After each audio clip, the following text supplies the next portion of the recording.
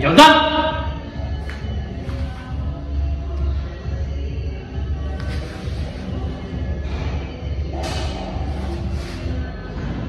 Trying to turn for this. This angle sucks. I need the distance I can get by extending my shoulder and twisting sideways. This keeps him far away from me, even if he's bigger than me. This comes over the top. So the more I turn though, this way, this way, this way, this way, the less blocking distance I have. The other side. It's just, God, it's so hard. Be calm and soft. I got him. My weight's on him, and he can't move. I got weight. I'm not straining to do that. You can feel? There's just a steady, calm.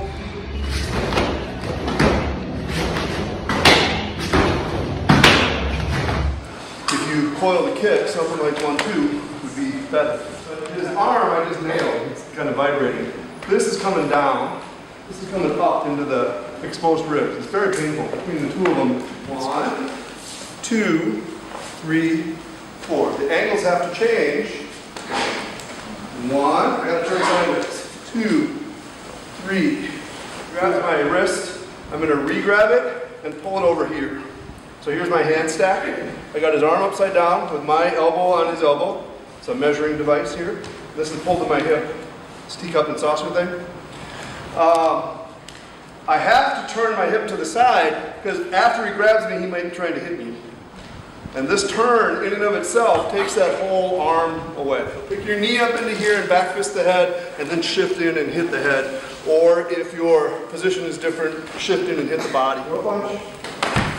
And he'll come flying down, just this part. We started with, this will pop his elbow and break it, and then you can come back with this.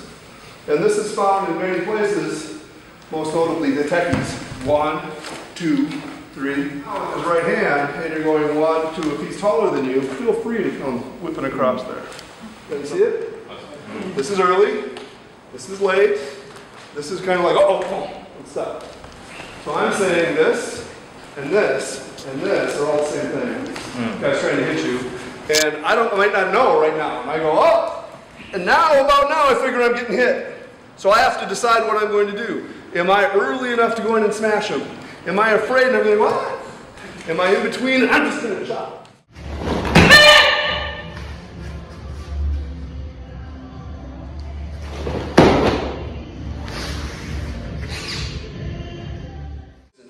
For you to skip in there and zap him. And this is an extremely small weapon. After bending him over a little bit, like this.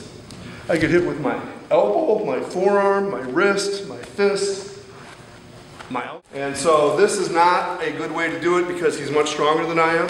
So I'm going to use it this way. It bends him over. That's a smack. Peel this out. Kick. Whoa! Pa, pa.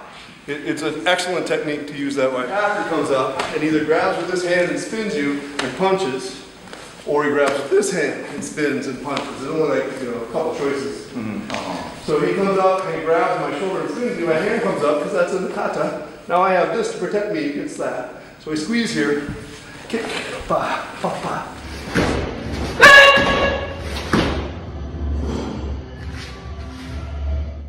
I block and I strike with the same. I don't have to make any decision. I'm going to block.